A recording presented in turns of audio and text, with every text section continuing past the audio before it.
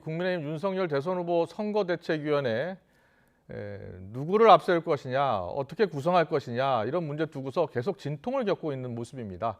그래서 선대위 구성 발표도 지금 지연되고 있는 것이고요. 자, 국민의힘 선대위 관련한 이슈를 좀 더 자세히 짚어보겠습니다. 윤석열 후보 캠프의 김영환 전 의원 나와 계십니다. 어서 오십시오. 네, 안녕하십니까. 안녕하십니까. 윤석열 후보 선대위 원래 이번 주에 1차 인선 발표하기로 했는데 연기가 됐어요.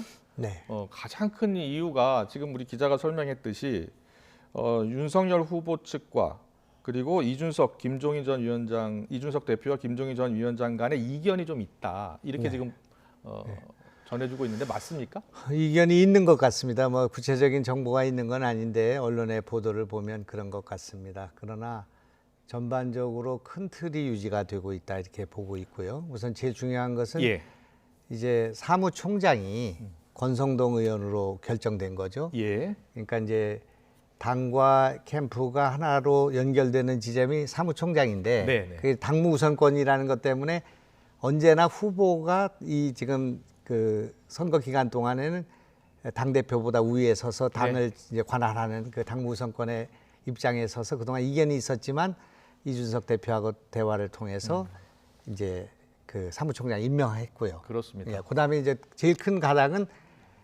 총괄 선대위원장 이거를 이제 김종인으로 확정하고 있는 거죠. 이제 그것을 수락해서 이제 앉게 된 것까지는 이제 된 것이고요. 그리고 이제 그 다음에 두 분이 갖고 있는 그 선대위에 대한 입장과 시각, 뭐 이런 인선 이런 게 조금 이견이 있기 때문에 이제 큰 가닥은 잡혔지만 작은 가닥에서 지금 논의를 하고 있는 중에 있다, 조율하고 있는 중에 있다 이렇게 볼 수 있습니다. 알려지기로는 지금 김종인 전 총괄선대위원장이 될 가능성이 높죠. 정권을 좀 주었으면 좋겠다라는 그런 이야기가 전해지고 있고 반면 윤석열 후보는 조금 다른 생각일 것 같은데요. 윤석열 후보와 자주 소통하시죠? 네네. 그렇습니다. 윤석열 후보의 이 캠프 선대위 구상은 어떤 구상입니까? 우선 이제 총괄 선대위원장으로 선거를 좀 총괄하는 역할은 김종인 위원장한테 맡길 생각을 하고 있는 것 같습니다. 그분이 갖고 있는 국가 개조에 대한 생각, 또 정치적 경륜 이것을 높이 평가하고 그 동안에도 지속적으로 만나왔기 때문에 두 사람 사이에 신뢰가 있는 것 같습니다.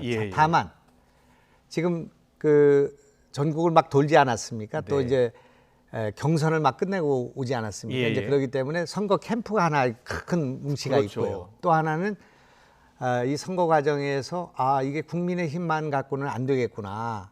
정권을 교체하는데도 그렇고 압도적으로 이겨야 되고 이기고 나면 180석의 민주당을 상대해야 되는 그런 조건에 있잖아요. 그렇기 때문에 좀 더 크게 묶어야 되겠다는 생각을 했을 수가 있는데 그런 면에서 이제 총괄선대위원장이라는 김종인 위원장이 총괄하는 선거대책위원회가 있고 당신이 직접 좀 관할하려고 하는 하나는 이제 국민통합위원회, 그다음에 또 하나는 미래전략위원회. 이걸 두 개를 좀 의원을 갖고 있고 싶어하는 것이 지금 이제 직접 관할하는 그런 조직이죠. 그래서 이제 거기서 주로 얘기되는 것은 이제 호남입니다. 호남. 이거는 이제 국민의힘이 포괄하기 어려운 조직이 아니겠습니까? 그 호남이 있고 또 하나는 이제 서민, 약자와의 동행. 그동안에 우리 당이 기득권 또는 뭐 중산층을 중심으로 했다면 의원을 좀 더 확장해서 서민들로 약자들로 이것을 확장해야 되겠다는 그런 생각을 갖고 있는 거.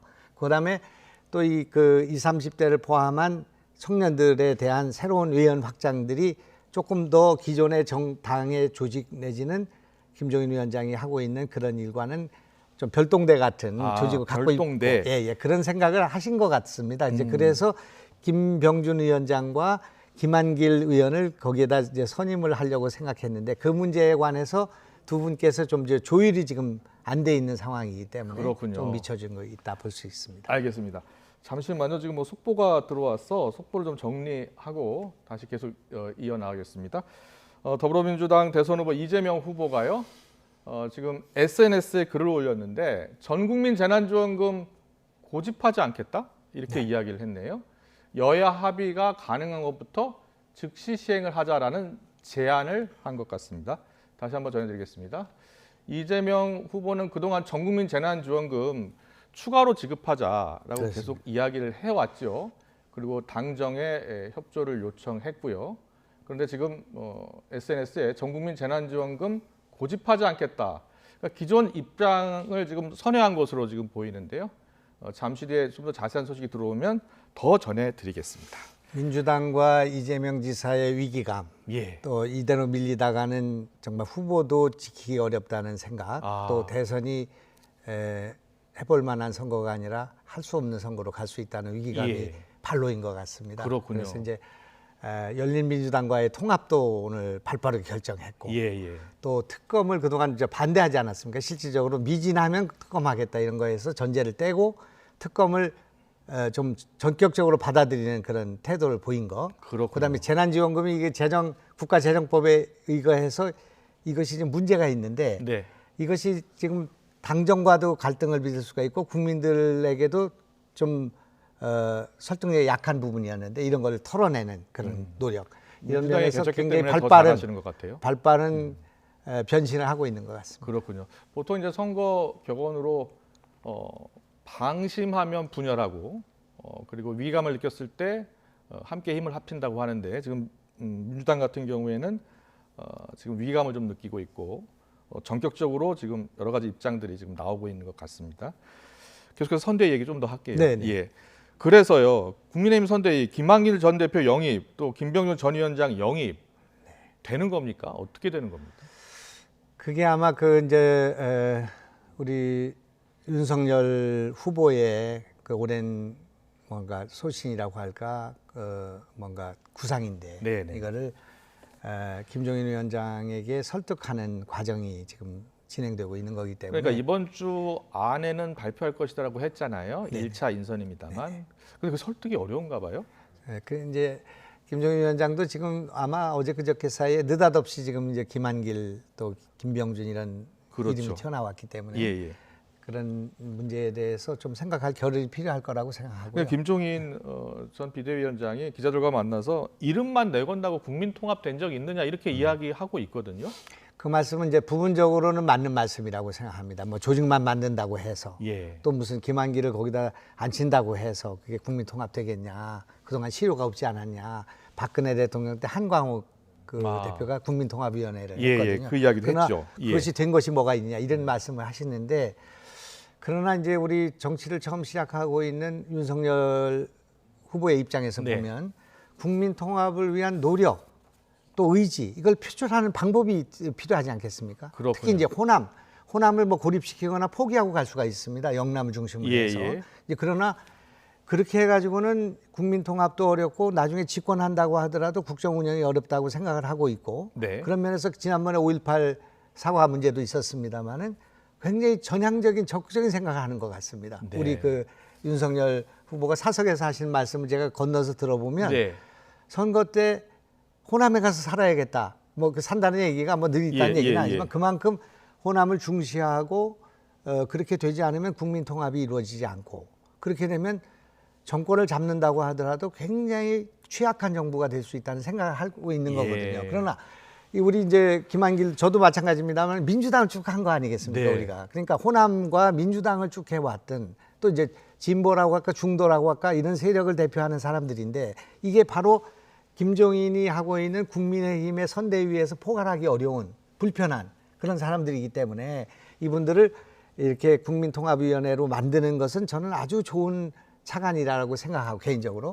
그러나 그 일은 충분히 우리 김종인 위원장에게 그런 전권을 주면서도 따로 뭔가 힘을 실어주는 그런 것이 아니라 이것은 어떻게 보면 우리 그 전체적인 운동에서 좀 보완해야 될 또 취약한 또 20, 30대라든지 서민이라든지 호남이라든지 중도층이라든지 이런 것을 보완하지 않으면 압도적으로 이기기 어렵다. 이제 그런 생각에서 온 거기 때문에 이 문제는 이제 윤석열 후보의 정치력이라고 할까 또 김종인 위원장이 갖고 있는 그런 불안감이라고 할까 불신이라고 할까 이걸 어떻게 해소할 수 있느냐 하는 문제가 되기 때문에 그런 부분에서 어디서 절충이 이루어질지는 좀 봐야 될 것 같습니다. 김한길 전 대표나 또 김병준 전 위원장 잘 아시죠 개인적으로. 네. 그런 제안을 받고 일단 오케이 했습니까? 어떻게 됐습니까?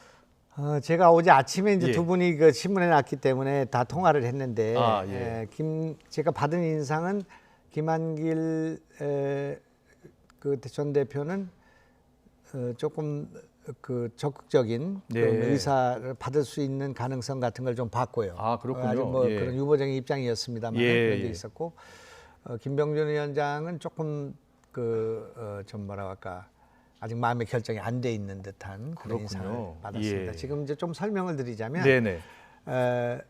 윤석열 총장께서 네. 지금 여기서 처음 말씀드리는 건데 예. 총장께서 정치를 시작하기 전에 정치를 해야 되나 말아야 되나 내가 할 수 있는 건가 이런 문제를 고민할 때 그 항암 치료를 받고 있는 김한길 지금부터 예. 완쾌가 됐습니다마는 김한길 의원을 다락방으로 찾아가서 긴 시간 동안 대화를 나눠왔습니다. 예. 그리고 그 입당과 그 과정이나 절차에서 간헐적으로 그 조언을 받고 서로 대화를 나눠왔고요. 그랬군요. 또 이제 예. 김병준 위원장은 집으로 찾아가서 뭐 포도주를 마시면서 뭐 몇 시간씩 통화를 했다 그런 기사가 있지 않았습니까? 예, 예. 그렇기 때문에 윤석열 총장의 입장에서는 정치적 경험 부족하고 그런 상황에서 그런 정치 경험이 많은 사람들의 조언을 듣고 그런 관계를 형성해 왔는데 그것을 이제 선대위 과정에도 좀 이렇게 같이 용광로처럼 예. 이렇게 끌어안고 갔으면 좋겠다는 생각을 갖는 것인데 그러나 정치권에서 우리 김한길과 김종인과 김병준과 이런 분들은 수많은 그 여러 가지 충돌도 있었고 갈등도 그렇습니다. 있었고 그렇기 때문에 그런 문제에 있어서 조율이 조금 예. 필요한 그런 부분이라고 생각하고 역시 이제 그 진심을 가지고 지금 우리 윤석열 총장은 전 처음 보는 유형인데 이제 정치를 안 하신 분이잖아요. 예. 그런데 그냥 선뜻 찾아가세요. 그래서 뭐 이렇게 격식을 차리고 그러지 않고 이준석도 찾아가서 덥석 어디 있느냐 찾아가서 만나서 상의하고 풀고 예. 또 특히 그 나이가 많은 분들 특히 저도 뭐 나이가 윤석열 총장보다 나이가 한 5살 많은데 그런 분들에 대해서 너무 지나치게 깍듯하세요. 이제 그런 것이 김종인 위원장의 마음을 녹여야 된다고 생각합니다. 예. 그래서 이준석 대표 같은 경우에는요, 이 통합을 지나치게 강조하면 통합 앵무새나 마찬가지다. 통합하면 무조건 이긴다라는 건 너무 단순한 논리다. 이렇게 이야기를 계속하면서 통합보다는 개혁 쪽에 그리고 김종인 전 위원장의 말이 맞다.